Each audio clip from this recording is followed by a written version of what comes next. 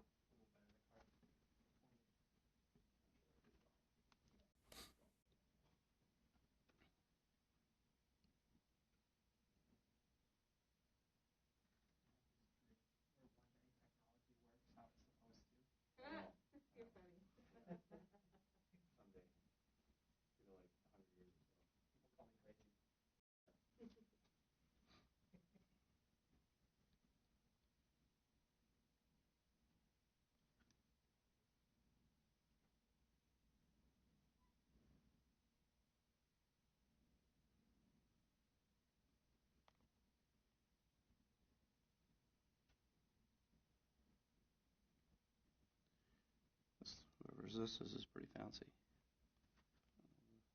A box.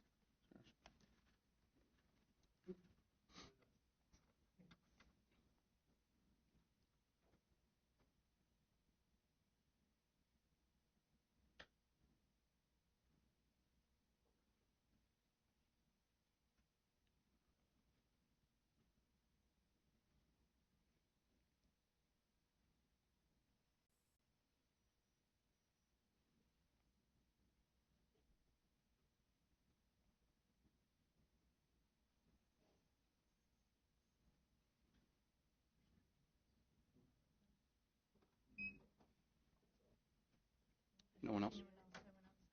Okay. All right, we'll get going. Thanks everyone for coming to our press briefing this afternoon. I'm Jesse Johnner, of course, the sheriff in Cass County.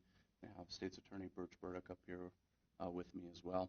Detective Steve Gabrielson in the back, one of our investigators working on the case.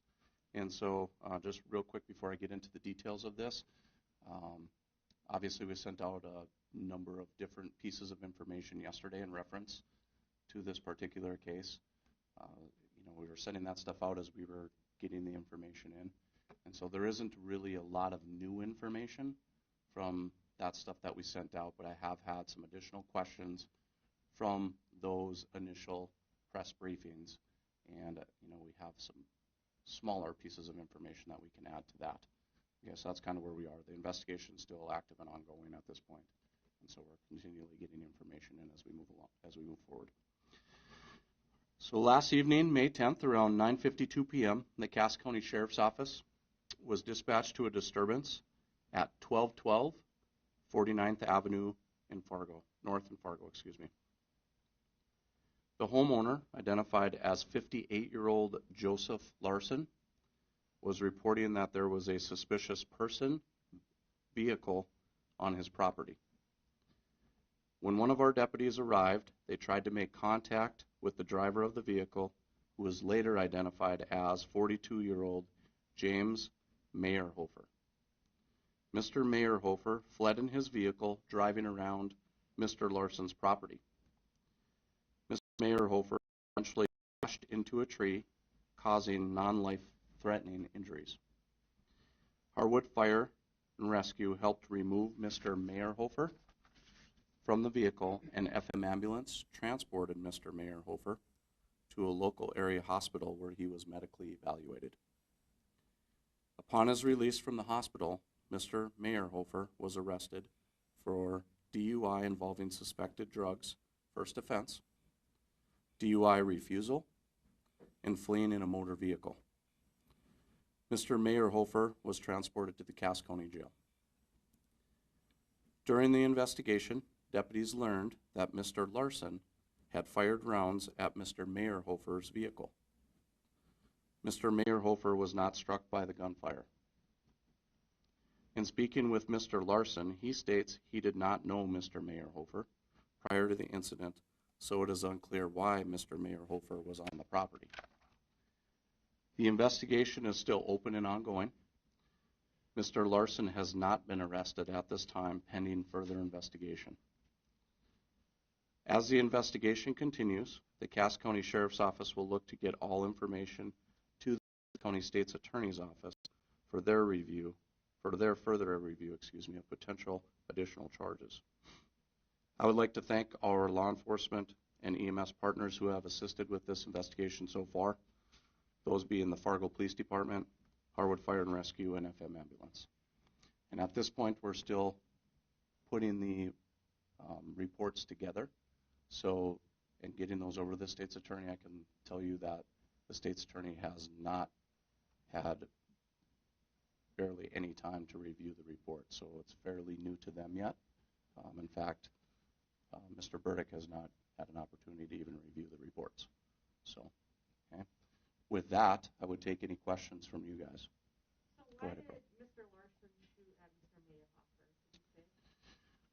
So we're still working through that in the investigation. We've got some pieces that we need to put together to determine all of that. So that's a little bit unclear at this point. There were two guns that we recovered at the scene, and with our investigation, we're going to need to sift through both of those and see which one was used specifically. That we're still investigating as well. What would it need to have happened for Larson to have done something that would have been considered a crime where he shouldn't have shot at him? What situation would he need to be in where that was not something he was allowed to do by law? Sure. Well, as you can imagine, there were a lot of things going on at the scene. We're on Mr. Larson's property. He was not expecting this individual to be there. And so, through our investigation and some of the information that we learned, we're not quite sure why Mr. Meyerhofer was there, particularly, like I mentioned.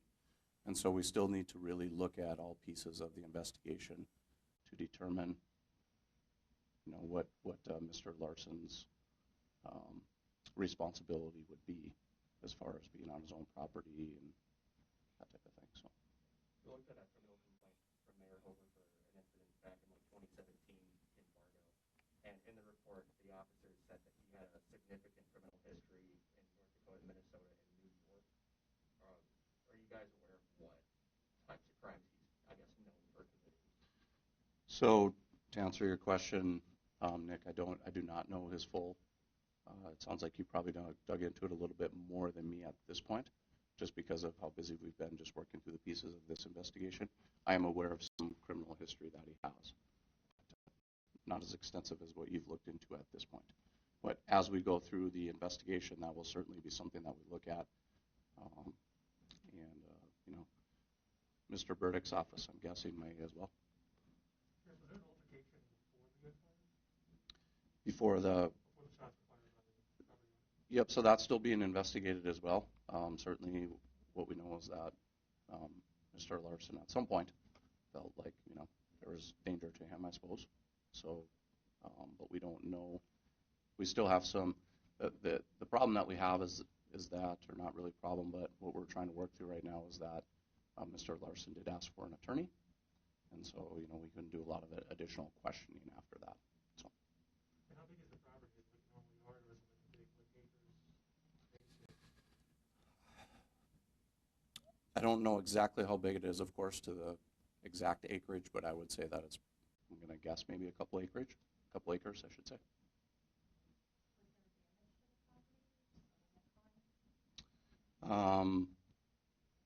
I don't know if the extent of the damage to the property, but obviously Mr. Meyerhofer drove around the property as we were attempting to stop him. So there was probably some damage accrued through that. So. That's all we really know at this point. Does Mr. Larson have any surveillance ring doorbell cameras, anything like that that you guys are looking at? We do not have that at this point. Sheriff Yellner, maybe you or Mr. Burdick could address this. North Dakota has passed some stand your ground CASA laws in the legislature, though those would not be in effect until August 1st. Could you tell the public what North Dakota's self-defense laws reflect and what they say? Sure. Turn that one over to Mr. Burdick. Birch Burdick, the County State's Attorney, reluctant to much of the self not had a chance to look at the reports in this case. Like in every other case, how the laws are related to the facts of the case. So if I talk generally about self-defense, I'm concerned that we're going to try to draw an inference between what I'm saying and what happened last night, because I don't know really what happened last night. But then it seems clear to me that the sheriff had good reason to arrest a fellow who was driving. I'd like to see the facts before I speak too much. In general, North Dakota's law, as it exists right now, is that the people are entitled to defend themselves, entitled to defend others. They're the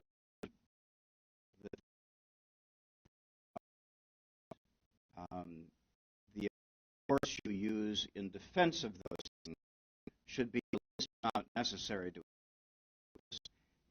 or not use something categorically force. Because I don't know those circumstances at this time, as I said, I'm to draw two parallels between the law and the case here. As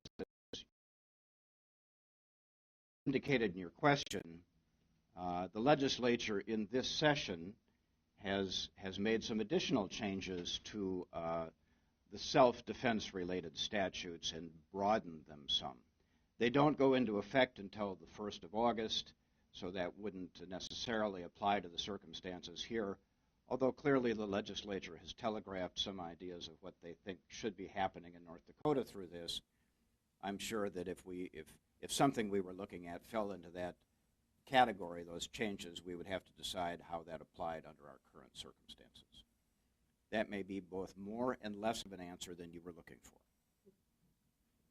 Sorry, are you able to clarify if the new law would have any effect on this case since it happened before it goes into effect? I can't really say because, again, I'm not familiar with the details. I haven't seen any investigative reports yet. As I said, the law, I think, by anybody's analysis, broadened the availability of self-defense laws here. And so how that might apply here, I'd have to take a look at the circumstances. Sorry, I can't give you more about that right now. It just seems a little premature on my part. But typically laws are not backdating until, well, correct? Say that again? Typically laws are not, what's the term, backdating. I can't remember the exact. You wouldn't apply them retroactively? Yes. In general, that's true. There are some rare circumstances where that may arise.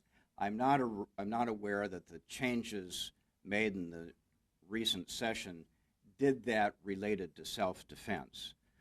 But as I said, sometimes when the let me put it this way. In the past, not related to self-defense, but other laws, when the legislature had said, we think this is how this kind of situation should be handled, and they did that in April, and it didn't go into effect until August 1st, we might decide between the end of April and the beginning of August that we will try and apply the law in that particular circumstance as if it applied now, because, again, clearly the legislature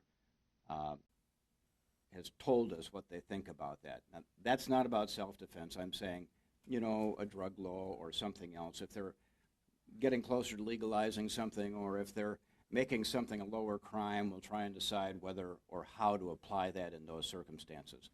How that might work here, With the changes in self-defense, I really can't say because I don't have enough information. Again, maybe more and less of an answer than you were seeking. Do we have a age and city of address for Mr. Mayhofer? Yes, we do have the age for him. I do not have his address with me personally, but he was 41 years old. Excuse me. I think I mentioned or stated 42. He's 41 years old. And I know sometimes vehicles can be used as weapons in cases, and I'm not asking you to identify that as a weapon, but did he have any other weapons on him, like handguns or knives, clubs? We did not locate any other weapons at the time of arrest.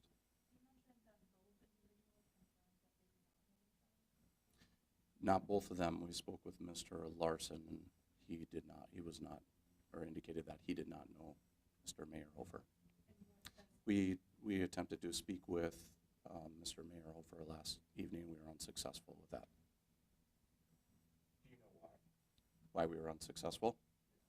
It was hard to visit with. So just based on his demeanor and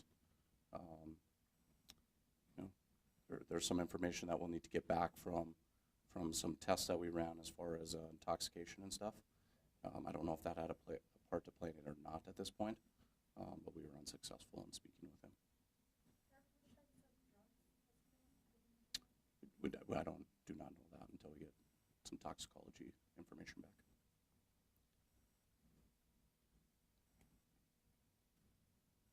Can you tell me what behavior he was exhibiting to make officers believe he was driving under the influence? I can't really elaborate on that because I'm not the one, April, who did the testing. Okay. There's another officer that had done that. So, and that particular officer that did that has training and is a drug recognition expert officer in detecting driving under the influence of different narcotics.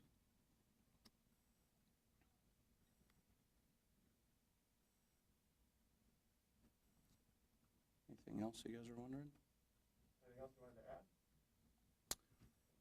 No, not at this time. I mean,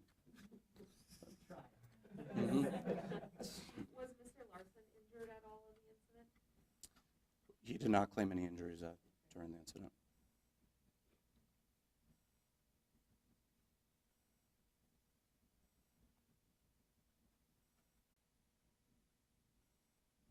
Everyone's good? All right. Thank you, guys. Thank you. This is a good one. That was a good one, Nick. I don't want to break down the camera and